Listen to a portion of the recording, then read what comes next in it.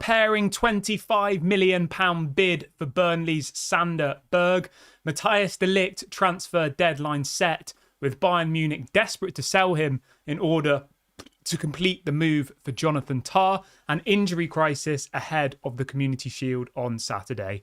These are some of the stories we will be discussing on this evening's show. But before we get into that, please do me one small favour. Smash a like on today's video. Let's try and see 1,000 likes on this episode. And if this is your first time watching, please do subscribe to the channel. Currently, only 50% of people who watch our videos are subscribed. If you're one of those who isn't subscribed, make sure you get involved for all of your latest Manchester United transfer news and talk. Right, let's get straight on into it then, shall we? Because there's so much news to cover on the show today. And I'm going to start off with a little bit of... It's not going to be the whole preview for the Saturday's game, but yeah, we're going to talk a little bit about the Community Shield on Saturday. I nearly called it Saturday. Saturday, that's what I meant to say. So Saturday, Community Shield. And the news is this. Apparently, Manchester United are going to be without 8 first team players. 8. I mean, injury crisis is in the video title. And it literally is an injury crisis already. And we haven't even started the season yet. So Erik ten Hag spoke to the press earlier on today. I think it was at about lunchtime. And he's gone through all of the players that are going to be available for the game on Saturday. And the main takeaway point is that the only players that are available in our defence is Lisandro Martinez, who's only just come back from pre-season, like I think on Monday, Diogo Dalot, and Johnny Evans. That's it. We've got 3 defenders. But we don't have a left back. So the defensive partnership is going to be Johnny Evans and Martinez.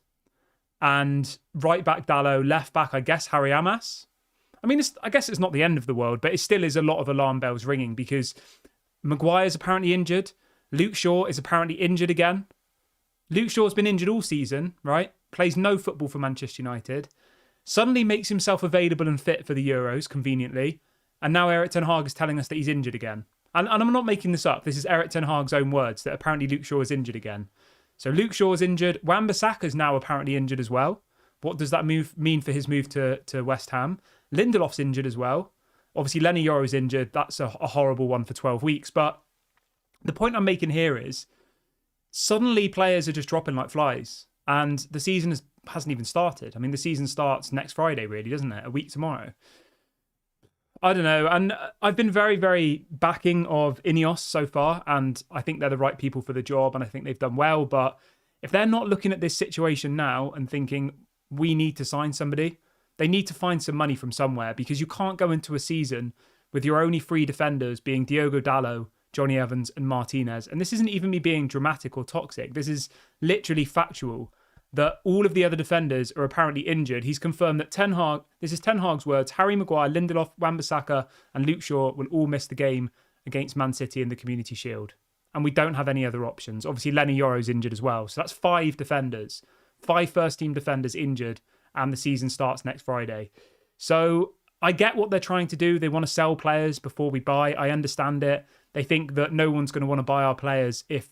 You know, they effectively think that if we go and sign Matthias de Ligt now, they won't be able to sell Lindelof. Nobody wants to buy Lindelof anyway. Lindelof doesn't want to leave. He doesn't want to reduce his wages. We're trying to sell Wan-Bissaka and that's not working. Like, I really, really respect what Ineos have tried to do this window. I really do. And I respect how they've tried to approach it.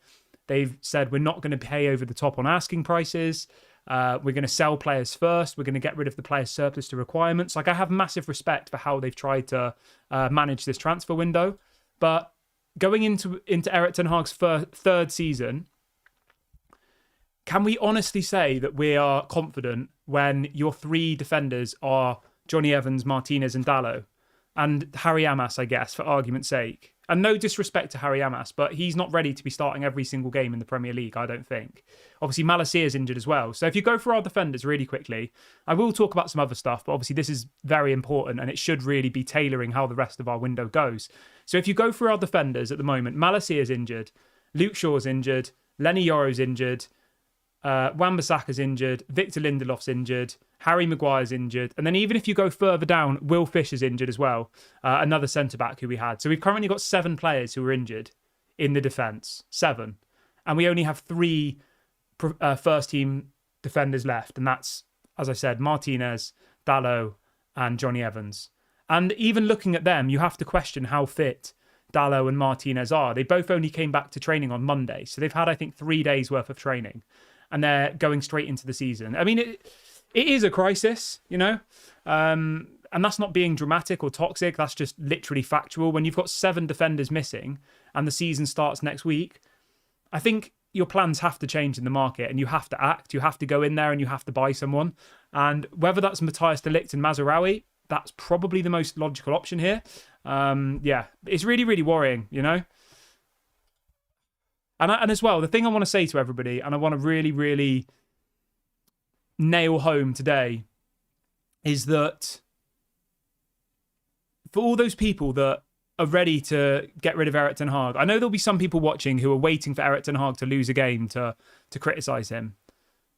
Like, just understand the situation of where we are. Even if we have our full strength team, it's probably good enough for top 6, realistically.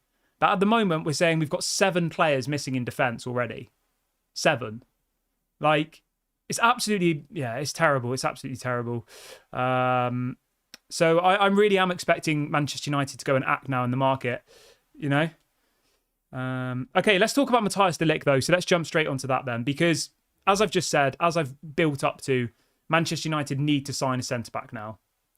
They have to. Varane's gone, Lenny Yoro's injured, Maguire's injured, Lindelof's injured, Luke Shaw's injured. We need a centre-back.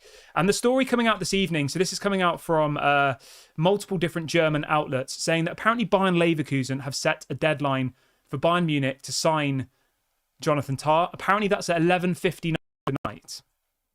Now, the reason I'm bringing this up, obviously I know this isn't a Bayern Munich channel, but obviously Bayern Munich need to sell Matthias de Ligt in order to complete a deal for Jonathan Tah. Now, whether or not this deadline will actually be like honoured, I don't know. Sometimes they say that, you know, there's this deadline and then it passes and nothing happens. Like, that's probably realistic, but that's what's been put out there today anyway, that apparently if Bayern Munich want to sign Jonathan Tah, they have until the end of today, because Bayern Leverkusen have effectively said that if they don't do it by then they're not going to sell him. And apparently, yeah, there's another journalist here in the last couple of minutes, another German journalist confirming that Matthias de Ligt has to leave Bayern Munich in order for them to sign Jonathan Tah. Obviously, they've already agreed a deal with Leverkusen. I think it's 30 million euros for Jonathan Tah. So, yeah, I mean, if I was Manchester United, I'd be getting on the phone to Bayern Munich now and be saying, like, let's do a deal. Like, not 42 million, that's still too much. 42 million including add-ons, I'd be offering that. Best and final offer, take it or leave it. Give them 35 million up front plus 7 million in add-ons. Take it or leave it. And I think they would probably take it because, as I said, they've got Jonathan Tah waiting to join for 30 million euros. 35 million pounds for de Ligt would be about 40 million euros. So they could sell de Ligt, buy Jonathan Tah, and they'd still be about 10 million euros better off. So I do think this one will happen now, because when you've got this many injuries, right? If Ineos are telling us that they're putting the sporting side of things first and all the rest of it, like, they can't honestly tell us they're putting the sporting side first if now we don't start signing players. And it's completely changed since this morning, in my opinion. Because this morning we thought we had Maguire, we thought we had Lindelof, we thought we had Luke Shaw, like, we thought we had all of these players available. But as it stands, at the point of recording this video, we don't have a first choice left back. And our best right-sided centre-back is Johnny Evans, because everyone else is injured. And if they're not looking at that situation and thinking that they're setting Erik ten Hag up to fail, then I don't really know what to say. Because I honestly think, right, and this is, again, isn't being dramatic, but with this current squad we've got and the injuries we've now got in our defence, I think top 8 would be an achievement. And that's not being dramatic, because our back 4 would be Harry Amas, who probably needs to go out on loan to get some experience. It would be Harry Amas, Martinez, Johnny Evans and Dalot. That would be our back 4. And as it stands, there would be no bench. Or the bench would be youth players for the defence, because all of our other defenders are injured. So, yeah, I think unless we sign people in the next couple of days, It's going to be a very, very difficult season. And I thought that anyway. Even after we bought what's he called? Xerxes and Lenny Yoro, I still thought like top 6 would be an achievement, and it still would be. But yeah, you can let me know in the comment section what you think. Like, how many players do we need to sign? Yeah. Sebastian says, how can you tell us that you really want Sander Berge? Really, dude? We're going to come on to Sander Berge in a minute. Thank you for your super chat. Thank you very much for your chat. I really, really appreciate it. We will talk about, I'll tell you what, we'll talk about Sander Berge now because you have just brought it up. So let's jump straight on into that. But before we do that, we've got over 800 people watching the show live now, which is amazing. If everyone could do me a small favor and smash a like, that would be really, really appreciated. I've just dropped a link into the chat to subscribe as well. We are literally 2 subscribers away from 35,600 now. So please go and subscribe if you haven't already. And yeah, everybody is welcome. And for anybody who wants to have a bit more conversation with me, if you enjoy the shows and you want to have a bit more of a chat, I have just started posting on Twitter. I know Twitter isn't for everybody, so if you're not on Twitter, then don't worry. But if you are on Twitter, I've just dropped a link into the chat to get involved on Twitter, because it would be great to have some conversation with you there. So yes. Okay, so let's react to this super chat that's just come in from Sebastian. Sebastian says, how can you say that you want Sander Berge?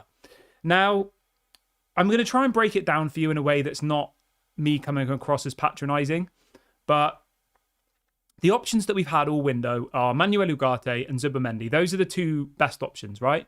But we can't afford either of them. We don't have the money to buy them. They want 60 million euros.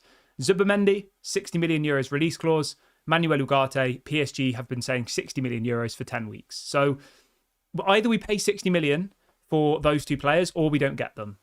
And even then, Zubimendi apparently doesn't even want to leave Real Sociedad. It doesn't look like he's going to go to Liverpool. So even if we find the money to get Zubimendi, he might not even want to come to us.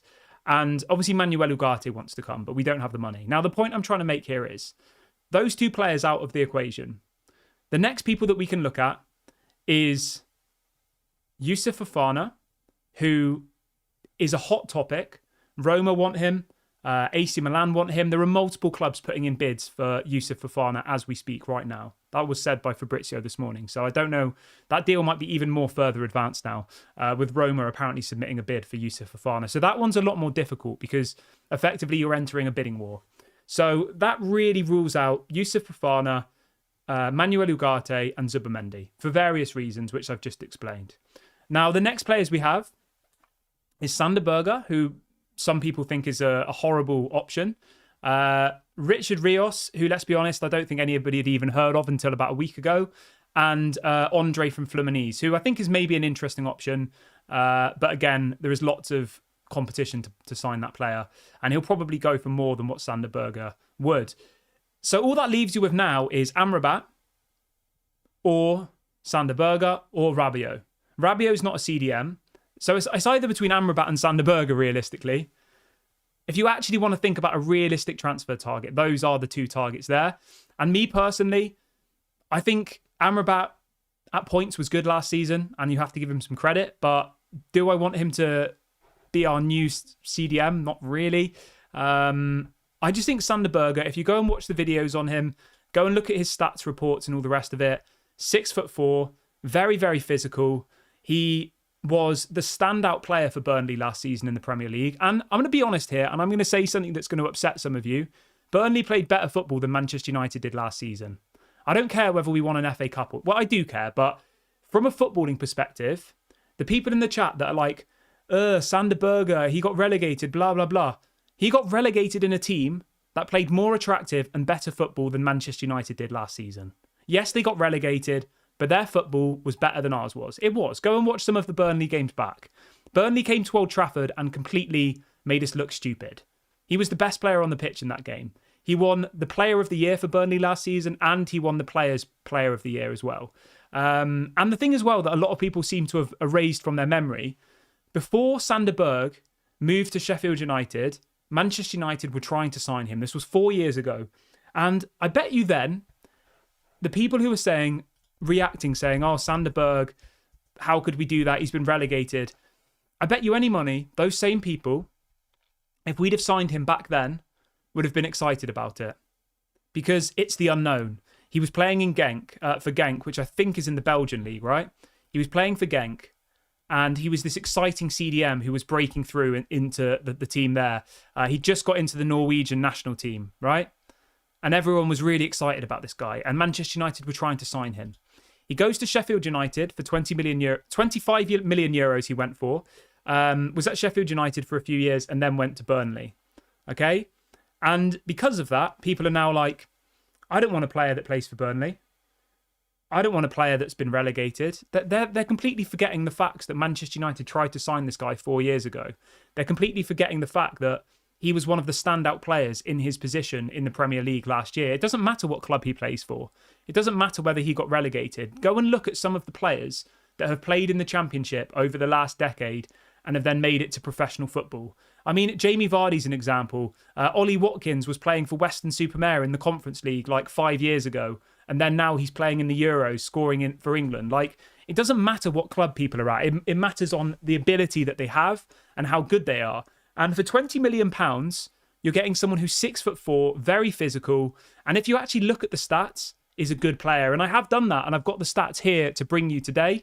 So I found a head-to-head between Manuel Ugarte and Sander Berge. So this is from last season. Interestingly enough, Manuel Ugarte, who some people seem absolutely obsessed about, only played 25 games last season for PSG. He wasn't injured. He just wasn't picked. They played about 60 games across all competitions, and he only featured in 25 games. So not very many at all. Now, if you go through his stats, let's start with how many times they were dribbled past per game on average. Manuel Ugarte was dribbled past 2.1 times per game on average last season. Sander Berge, 0.7 times. Then you go for tackle succession rate. 76% tackle completion rate for Sander Berge and 68% for Manuel Ugarte. Then you go to forward passes. How many of his passes were forward? How many were backwards? 22% of Sander Berge's passes were forward, and only 14% of Manuel Ugarte's were forward. So there's a bit of a theme running here so far. We've looked at 3 key stats that you want from a CDM. Manuel Ugarte, 2 dribbles passed in a game. Sander Berge, 0.7. Tackle success rate, 76 for Sander Berge, only 68 for Manuel Ugarte, and 22% forward passes for Sander Berge and 14% for Manuel Ugarte, right? Pass success rate, 90% for Berge, 91 for Manuel Ugarte, so pretty much the same. And the final stat I've got for you is tackles per game. Manuel Ugarte 4.6 and Sander Berge 4. So the point I'm trying to make here is if you actually compare the stats between the two players of last season, because let's be honest, right? We can all say that we watch loads of football, but there isn't going to be a single person in the chat here who can honestly tell me that they watched Manuel Ugarte every single game last season. They can't, can they? They're just seeing it off clips. They're seeing it off highlights. They're seeing it off what other people have been saying. And there's nothing wrong with that because that's how a lot of people get their information on football, you know? But if you actually break down the stats and you look at what's there from last year, Manuel Ugarte was playing for a relegation side in the Premier League, which is the best league in the world, and has better stats than Manuel Ugarte, who was playing for PSG in a league which is completely dominated. Now, I'm not saying he's as good as Manuel Ugarte, because I'll be honest with you, I haven't seen Manuel Ugarte enough to comment. I can only comment on what I've seen of both of the two players, and I think for £20 million, Sander Berge is probably a decent signing, and that's my take on it. So for all the people who are like, how can you be excited about it? Like the levels are so low and all the rest of it. Go and look at the stats. Go and look at what kind of profile players they actually are. And then come back and we can continue having the conversation, So, yeah, that's my take on it. Obviously, if you think I'm wrong, that's obviously completely fine. Somebody says, is Sander Berge Erik ten Hag's first choice, though? We don't want it to be like last season. Of course, he's not the first choice. We all know that. He is probably, I would say, third choice. Manuel Ugarte was probably number 1. Zubimendi number 2. And then probably Sander Berge, Macmillan says, big name players never work at Manchester United. And the reason why we have no money is because we are here again because we're always, as fans, demanding the big name signings. I mean, that's a very good point. We're literally, or some people in the fan base are crying for a €60 million player who most of us had probably never even heard of until about a month ago. Whereas we've got someone here for 20 million who is Premier League proven, just won the player of the season for Burnley, and was actually wanted by Manchester United and scouted by Manchester United 4 years ago. And just to finish on that, I bet you any money, if we'd have signed him before he went to Sheffield United, people would have been very, very excited about him, you know? But the fact that he's gone to Sheffield United and Burnley, people are like, oh, that makes me feel sick. I don't want him, blah, blah, blah. I don't know what's... Yeah, so that's my take on that. But obviously, if you disagree, that's fine. Jarvis says his name is pronounced Berge.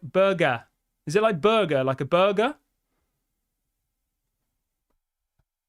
I've been trying to pronounce his name all day. I called it burger earlier and people were laughing at me, so I don't know. I don't know what the option is here. Okay. All right, let's move on from that, though, and let's move on to...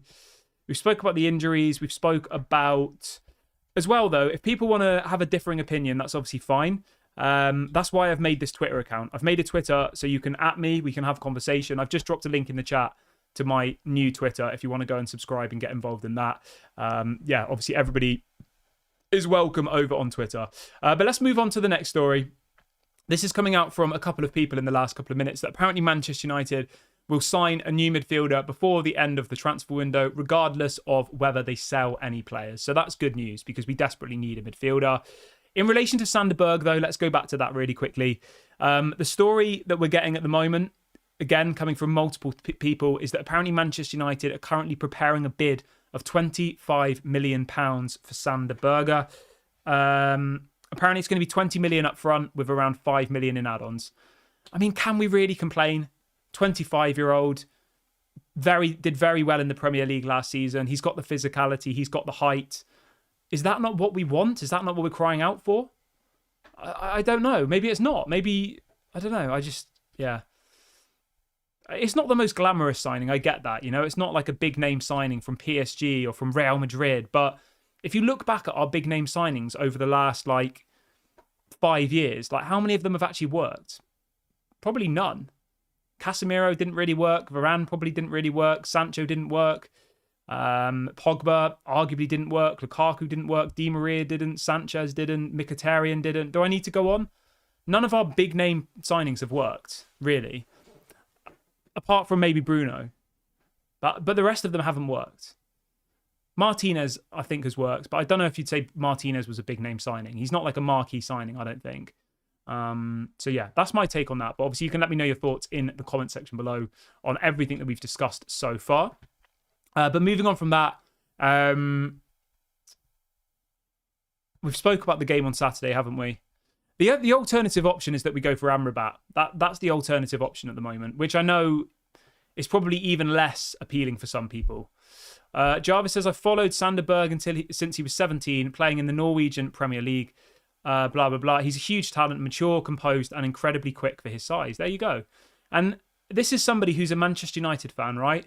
Who's clearly watched a lot of Sander Berge, whereas most people, and some people on the internet, are just writing him off because he plays for Burnley.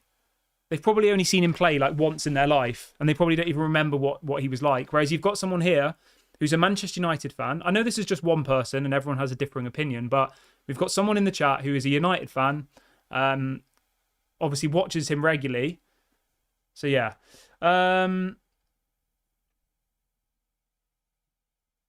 Neil says, I fear we might lose on Saturday with all the injuries. Yeah, I mean, yeah. I think the expectations for Saturday are at rock bottom, to be honest. Sam says, most of us only know of Zubimendi because of the Euros. Yeah, of course. Yeah, that's what I mean. And suddenly he's worth 60 million because we saw him play in the Euros, you know?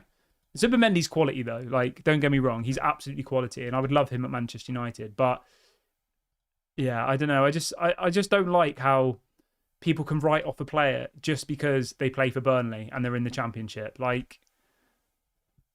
If anything, I think we should be signing more players who play for Burnley and play in the Championship, because a lot of the time, if you get the best player from Burnley or the best player from, I don't know, Norwich, or the best player from etc., you're probably going to get yourself a good deal there for a good price. They come to the Premier League and yeah.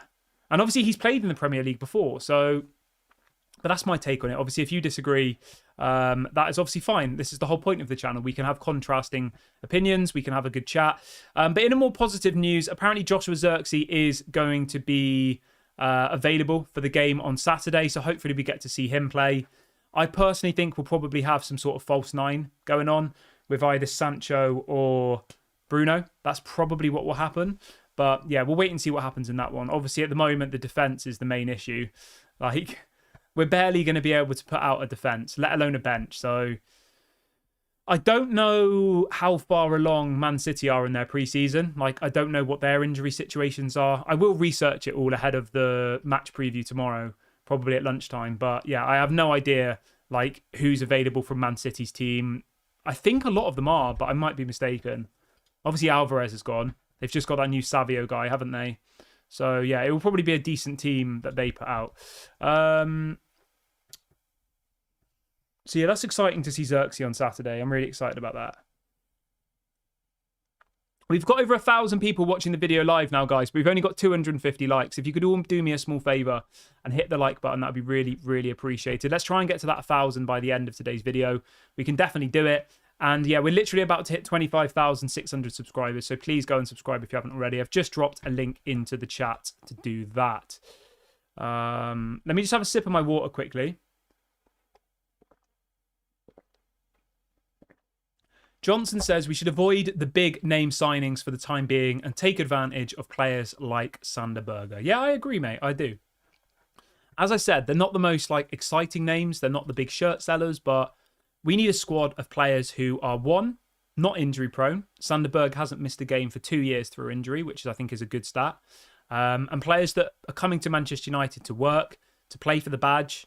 And I think that Sander Berge, it's a big step up for him, isn't it? Whereas for someone like Frankie de Jong, for example, he doesn't want to come to Manchester United. So if Barcelona force him to leave, he's going to come to Manchester United, be unhappy, and then probably leave in 2 years. And that's just happened with so many people. Di Maria, a prime example of that. You know, we were all so excited when Di Maria came, and within 12 months he was gone. So, yeah, I would personally go for Sander Berge, I think. I think he's a better option than Amrabat anyway, definitely. There's a little bit of news here as well I wanted to bring into you, because I know some people like to keep updated with David De Gea. Apparently, David De Gea is about to sign for Fiorentina as their new goalkeeper. So, yeah, hopefully that deal goes through for him. Obviously, it was a bit strange that he left and then had no club for 12 months, but it looks like David De Gea will be getting back into professional football and playing for Fiorentina. So obviously, I wish all the best to David De Gea. I love David De Gea. He's a legend in my eyes. I know some people, for some reason, don't think he is a legend, but in our recent history, David De Gea is definitely a legend of Manchester United. Obviously, you know, if you compare him to Schmeichel and all the others, then no, but yeah, in recent history, I'd say he was. Let's see what people are saying in the chat quickly before we end the video. So in relation to the poll, somebody in the chat saying, what's the poll? So 70% of people watching the video say they'll be happy with signing Sander Berge. 30% say no. So there you go. It's quite a, yeah. Retro says Sander Berge is slow and weak. Signing him would be awesome. How can he be weak? He's 6'4" and very physical. How? What's that based on? Ashley says your plant is dying. Yeah, I know. I need to water it. You know what? I'm going to do it right now. Whilst we're live, let's give that plant some water. Let me... There you go. To whoever it was who just told me to water the plant, you have just saved the plant. It is dying. I feel bad now. I have just watered it, so I'm no longer a plant killer. I do apologise. For anybody wondering what I was just doing, I was watering the plant. So the plant will survive. We've got another super chat coming in here from Macmillan. I hope you're doing well, mate. Macmillan says, Shaw injured again. Eric Ten Hag didn't say he's injured. He just came back into training, so not match ready. 2 + 2 = 5. How... But then that doesn't make logical sense, though. Because Martinez only came back on Monday as well, right? So there's two options here. Either he's not fit enough, right? which we know Luke Shaw does usually come back from pre-season not being particularly fit, or he's injured. Those are the two options. At the end of the day, this game on Saturday is a friendly. He should be able to make the bench unless he has a problem, i.e. he's not in good enough shape or he's injured. Would you not agree? But I don't know. I might be wrong.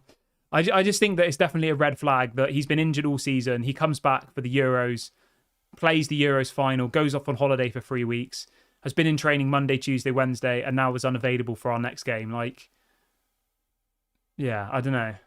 He hasn't played any pre-season, remember, either. And realistically, like, even if what you're saying is right and I'm being over dramatic, can we really rely on Luke Shaw this season? I don't think so. And that's why we need Mazraoui, isn't it? Because Mazraoui can obviously play at left back or right back or CDM or centre back even. So yeah. But I'm going to wrap the video up here, guys. I'm going to go and have some dinner. Please make sure to... Steven says, what about the other plant? It looks dry to me. The thing with the other plant is it's like one that you don't have to water. It's a succulent, I believe. I should know this. It's a succulent, I'm pretty sure. It doesn't need water, but thank you for the heads up. But yeah, I'm going to wrap the video up here, guys. Please make sure to smash a like and subscribe before you leave. Thank you to everyone who's done all the super chats and stuff. And if you do want to continue the conversation with me, I am now on Twitter. I'm going to drop a link into the chat to go and follow us on Twitter. Yeah, go and head over to the Twitter. I've just dropped a link. I'll pin it to the top so people can do that quickly before we end the video.